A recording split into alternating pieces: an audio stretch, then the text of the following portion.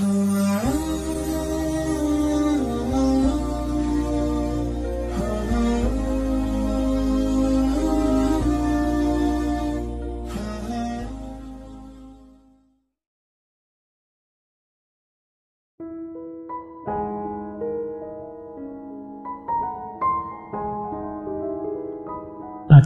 kita menyusun argumentasi agar ucapan kita bisa dipercaya. Entah di depan teman, entah di depan adikmu, di depan saudara, di depan, pasti pernah kita ingin meyakinkan orang, ingin memberitahu orang, ingin mengajak orang.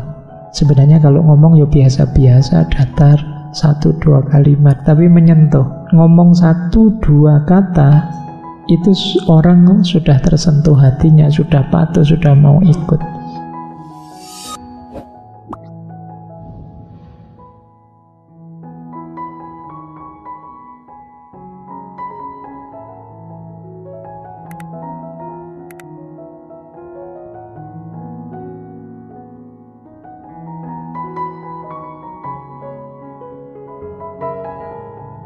Kita sering menganggap bahwa isi itu lebih penting daripada bungkusnya.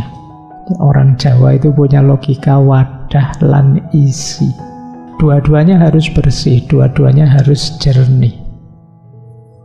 Jadi kalau ada salah satu yang rusak, yang kotor, ya semuanya akan rusak. Oke, malam hari ini kita ketemu lagi dengan beliau.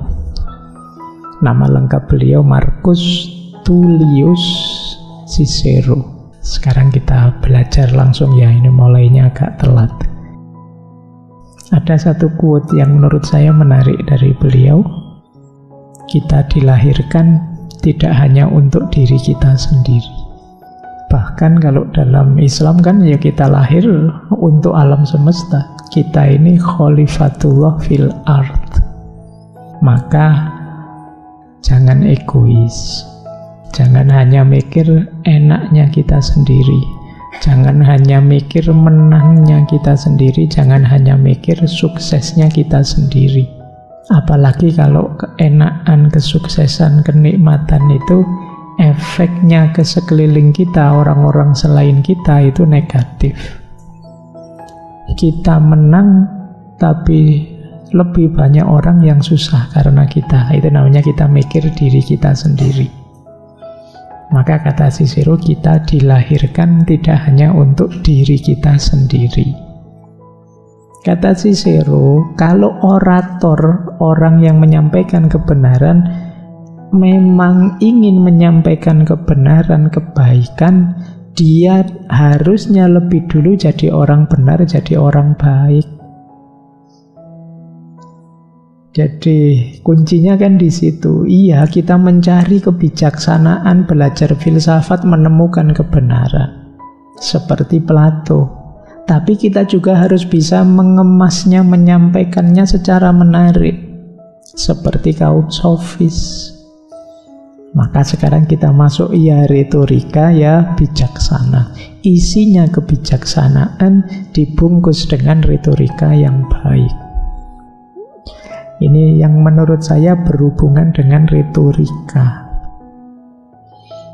Yang pertama, tentu saja isinya harus mantep.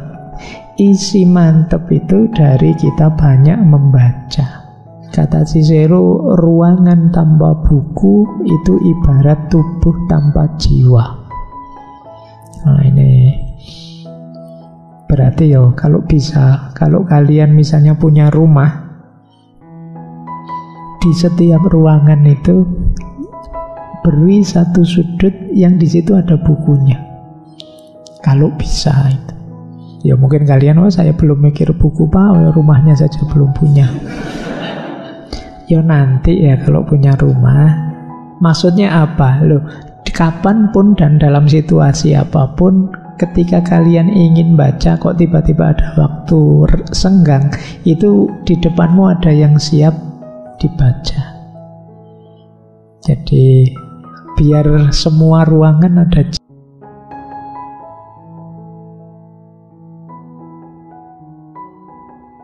buku-buku agama. Ini ruang tamu dikasih buku-buku tebel yang tidak pernah dibaca.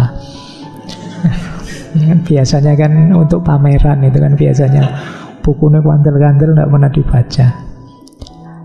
Jadi baca lebih banyak akan jadi kunci kesuksesan kalian berorasi. Wawasanmu luas, isinya mantep. Ketika retorikanya bagus, kombinasi yang luar biasa. Yang kedua, belajar dari masa lalu. Belajarlah sejarah. Kata Cicero, tidak mengetahui apa yang terjadi sebelum engkau dilahirkan, berarti engkau tetap menjadi anak-anak. Karena apa gunanya nyawa manusia jika tidak dijalin ke dalam kehidupan nenek moyang kita berdasarkan catatan sejarah. Jadi ayo belajar sejarah. Biar apa? Biar tidak mengulang. Zaman kayak gini kok ngomong tema itu kuno, itu berarti kita tidak update. Maka yuk belajar juga dari masa lalu, biar kita bisa mengembangkan kalau itu bagus, biar kita bisa tidak mengulangi kalau itu buruk, biar kita bisa update terus. Itu kunci kedua. Kunci ketiga, tips ketiga, integritas. Integritas itu kalau kita ngomong kebaikan, pastikan kita juga melakukannya atau akan melakukannya. Karena kalau tidak, orang tidak akan percaya kita. Kata Cicero, jika kita tidak malu untuk memikirkannya, maka kita tidak perlu malu untuk mengatakannya. Dan juga jangan malu untuk melakukannya. Ini namanya integritas. Tiap hari ngomong apa, melarang apa, ya kita harusnya melakukan itu atau tidak melakukan itu dulu. Ini namanya integritas. Yang keempat, jangan menutup diri. Terbukalah, mudahlah dihubungi, mudahlah diajak diskusi. Biar kita tahu yang dibutuhkan orang lain. Kita ini kan menyampaikan pada orang lain. Biar kita paham situasinya orang lain. Kata Cicero, kewenangan mereka yang mengajar seringkali menjadi kendala bagi mereka yang ingin belajar. Misalnya punya tulisan itu kita, wow saya sudah berapa buku saya tulis, berapa jurnal saya punya. Terus kita merasa sudah memposisikan diri lebih tinggi dari yang lain. Ini membuat kita tertutup. Kita tidak nyambung lagi dengan yang lain-lain. Ketika kita tidak nyambung, kita tidak paham situasinya. Ketika kita tidak paham situasi, pilihan-pilihan argumen dalam berretorika tadi sulit nyari yang pas. Yang kelima,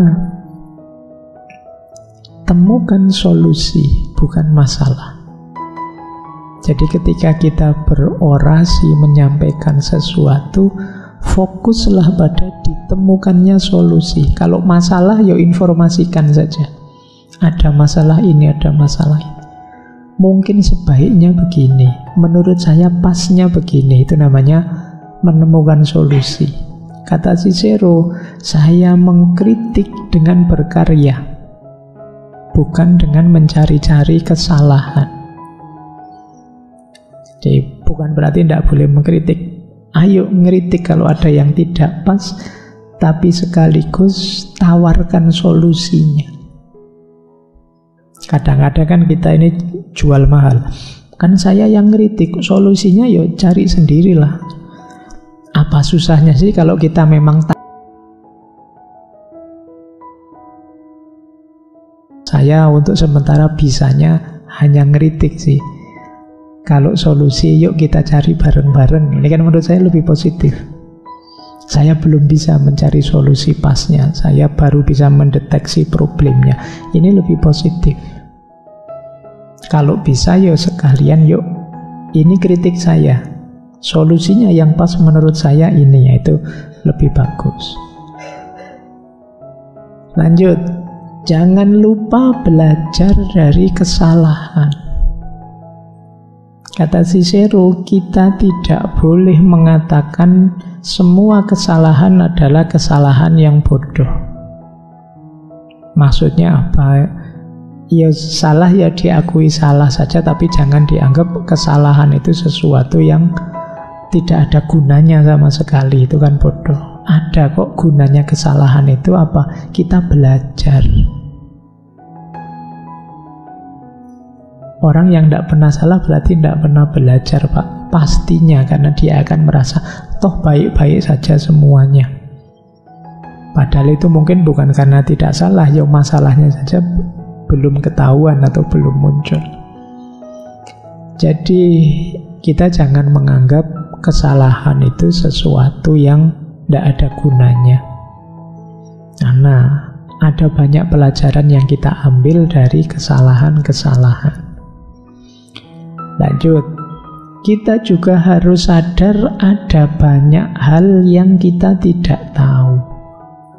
Kata Cicero, saya tidak malu untuk mengakui bahwa saya tidak tahu apa yang saya tidak tahu. Ini banyak cerita-cerita justru ulama-ulama besar dengan nama besar seperti Imam Malik, Imam Syafi'i itu ya, kalau ditanya tidak tahu ya bilang tidak tahu. Dulu waktu sesinya Imam Malik kan ada satu forum, Imam Malik mendapat 24 pertanyaan dan beliau hanya menjawab 4. Yang 20 beliau menjawab ana la adri, saya tidak tahu. Jadi ya nanti kalau teman-teman berorasi di depan, pegang forum, ada sesi tanya jawab, kalau memang tidak tahu ya tidak usah dijawab, bilang saja saya tidak tahu. Tidak harus kalau pegang mic itu semua pertanyaan harus dijawab. Ya memang harus dijawab, tapi ada yang jawabannya saya tidak tahu. Tidak apa-apa, tidak menjatuhkan namamu kok, karena memang kita manusia, wawasan kita terbatas. Tidak ada orang yang ngerti segalanya, tahu segalanya. Kadang-kadang yang ditanyakan apa saja kita tidak paham.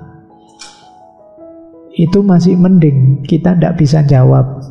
Paham sih pertanyaannya, tapi saya tidak bisa jawab. Ada yang pertanyaannya saja saya tidak paham. Mungkin saja begitu, dan manusiawi sekali. Yang tidak manusiawi itu orang yang merasa tidak bisa salah. Orang yang merasa tidak mungkin keliru, itu tidak manusiawi. Orang yang merasa tahu segalanya, itu tidak manusiawi.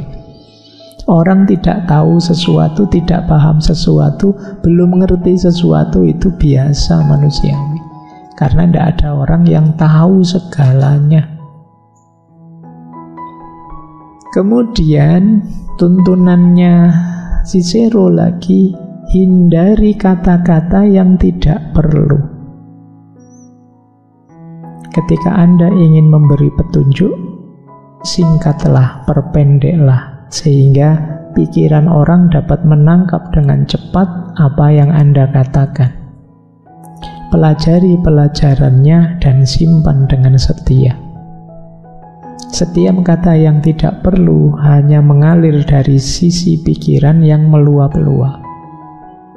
Biasanya kalau kita terlalu banyak ngomong, itu justru mengaburkan ide utamanya, gagasan utamanya. Mending to the point saja sudah. Ingin menyampaikan apa, sampaikan.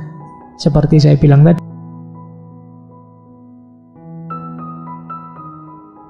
jangan 4 kalimat cukup, kita 10 kalimat. Khawatirnya orang lebih fokus pada kalimat ke-6, ke-7, ke-8 yang tidak penting. Jadi kita ngomong apa panjang lebar, kamu ini seperti apalah, binatang ini itu, terus kamu bahas binatang itu apa ya yang dimaksud. Padahal maksudnya bukan itu tadi cuma ilustrasi saja. Itu karena bicaranya agak terlalu panjang, tidak to the point. Terus ini menarik, kata Cicero apa? Jangan alergi dengan diam. Seringkali keheningan itu justru menyampaikan banyak hal. Kadang-kadang keheningan itu justru posisi yang aman. Kata Cicero, meski diam belum tentu merupakan sebuah pengakuan, namun juga bukan sebuah penyangkalan. Kamu seneng gak makan di angkringan depan sana itu? Terus kamu diam. Loh, itu kan gak bisa dibilang kamu bilang ya, dan juga gak bisa dibilang kamu bilang tidak. Diam itu kadang lebih taktis, lebih diplomatis, lebih aman. Jadi ada situasi seperti itu. Nah, kadang-kadang kediaman itu lebih merepotkan daripada kecerewetan.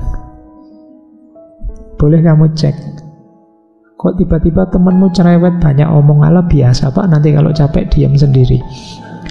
Tapi begitu temanmu diam, diajak ngomong nggak jawab, dia nggak jawab, kamu kan lebih panik.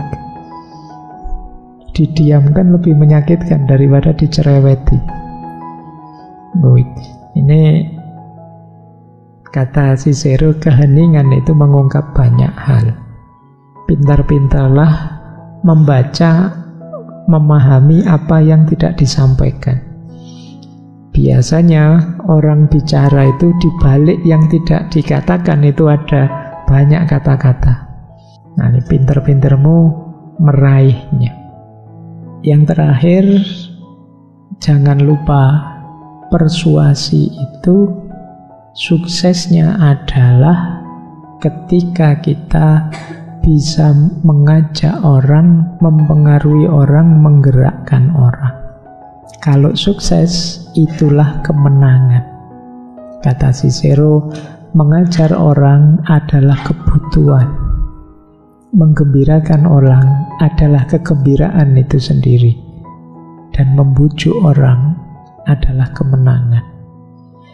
Jadilah orang yang pintar berretorika sehingga kamu bisa mengajak orang lain, membujuk orang lain. Itulah kemenangan yang sejati. Jadi menang itu bukan menaklukkan apalagi menyakiti, tapi bisa mempersuasi, mengajak orang. Tentu saja kita bukan orang sofis. Seperti kata Cicero tadi, kita ajak, kita bawa dalam kebenaran dan kebijaksanaan. Sekarang kita mulai ke tekniknya. Kalau teman-teman mau bicara di depan publik, perhatikan 3 hal. Apa yang ingin kita sampaikan, tempatnya menyampaikan itu di mana, kemudian yang ketiga, cara menyampaikannya yang pas seperti apa. Kalau teorinya Cicero nanti mungkin versi beliau era-era klasik. Teman-teman mungkin punya rumus sendiri, punya konteks sendiri. Intinya jangan mengabaikan 3 aspek itu. Ingin bicara apa sih? Tempatnya di mana? Cara menyampaikannya seperti apa? Itu harus jadi perhatian. Kata Cicero, ada 3 gaya, 3 style orasi. Meskipun 3 ini ya tidak semua orang bisa.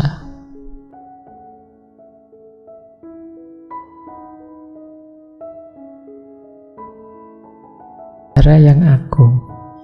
Mungkin kalian punya guru, punya ulama, punya kiai yang sebenarnya kalau ngomong ya biasa-biasa, datar, 1-2 kalimat, tapi menyentuh. Yang beliau omongkan itu sama dengan ratusan ribuan orang yang lain, tapi kalau beliau yang ngomong, itu rasanya masuk sudah. Yang kedua, ada yang mungkin seperti kita levelnya, perlu belajar dulu. Nanti terampil sih, hebat sih, tapi hasil latihan. Jadi pembicara yang uraiannya tajam, kemudian gaya bahasanya tidak muluk-muluk, padat, kadang ada lucu-lucunya, kadang ada indah-indahnya. Tapi ini memang hasil pengalaman atau hasil latihan. Berarti bisa dilatih. Ini gaya kedua. Ada gaya ketiga. Kalau gaya ketiga mungkin sebagian kita, jangan-jangan termasuk saya, pembicara yang datar. Ini 3 gaya orasi. Ya saya tidak tahu teman-teman ada di mana. Atau jangan-jangan ya tidak di 3-3-nya Pak, saya tidak pernah orasi Pak. Ya mungkin saja. Tapi kan kita tetap perlu orasi. Entah di depan teman, entah di depan adikmu, di depan saudara, di depan, pasti pernah kita ingin meyakinkan orang, ingin memberitahu orang, ingin mengajak orang. Disinilah kita perlu keterampilan berretorika. Ada 5 proses untuk menyusun argumen. Yang pertama, introduction. Ini berarti yang paling awal. Bahasa Yunaninya exordium. Harus gimana sih Pak ngomong yang paling awal itu? Exordium itu artinya mendorong maju. Sampaikan hal-hal yang menarik perhatian. Tunjukkan bahwa kita berniat baik pada mereka. Di awal-awal ngomong sampaikan fakta-fakta yang mengejutkan, pertanyaan retoris atau pengenalan topik kita. Ini di awal. Jadi jangan di awal tiba-tiba ngomong materi dan kesimpulan, nanti orang bingung. Di awal itu tunjukkan dulu, misalnya pentingnya kita membahas masalah ini, bahwa demo ini penting loh ya, ini bela rakyat ya. Kalau ini tidak dituruti, ini tidak cuma kita yang kacau, seluruh Indonesia kacau. Itu kan orang terus tertarik. Ini bagian dari exordium. Yang kedua, kalau sudah exordium, terus narration, narasi. Yang dimaksud narasi itu memberi informasi dulu tentang ceritanya bagaimana kok tiba-tiba kita membahas tema ini, latar belakangnya, kondisi sebelumnya yang jadi konteksnya. Ini namanya narration. Ya narration itu misalnya kayak tadi teman-teman sedang demo misalnya, terus cerita pentingnya tema ini, terus dijelaskan dengan narasi. Karena sekarang pemerintah bikin kebijakan ini, itu namanya latar belakangnya. Sementara hari ini banyak orang susah, banyak orang sulit, ini namanya narasinya. Yang ketiga, division. Kalau division ini partisio, membagi. Jadi ngomong itu harus runtut. Jadi tidak dicampur, kita partisi, kita bagi-bagi. Terus yang keempat, konfirmasi atau konfirmasio. Jadi kalau ini nambah bukti, tidak sekedar klaim-klaim, tapi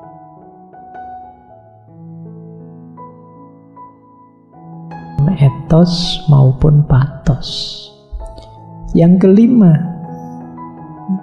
ada pula sisi refutation, refutatio. Refutatio itu membantah, menyangkal. Maksudnya apa? Tentu saja klaim tadi yang kalian beri argumen tadi, pasti ada orang lain yang punya pandangan berbeda.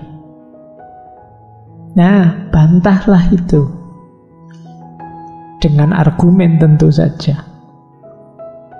Misalnya, kalau ada pihak-pihak yang tidak setuju dengan kita, misalnya argumennya ini, mari kita jawab begini. Bukankah seperti ini ya? Itu namanya refutatio. Ini juga dalam rangka membuat pandangan kita lebih dipercaya, karena kita bisa menjawab yang berbeda dengan kita. Jadi prosesnya sampai ke kelima ini namanya arrangement. bagaimana kita menyusun argumentasi agar ucapan kita bisa dipercaya. Lanjut, pada akhirnya terakhir conclusion. Semuanya dirangkum, diulang bagian klaim yang penting. Jadi ini yang mengesankan. Boleh nanti diakhiri dengan seruan untuk berubah, pertanyaan retoris, atau pernyataan yang berani. Nah, ini namanya conclusion. Kalau urut-urutannya rapi tadi ya, kemungkinan kita bisa menggerakkan orang, mencerahkan orang.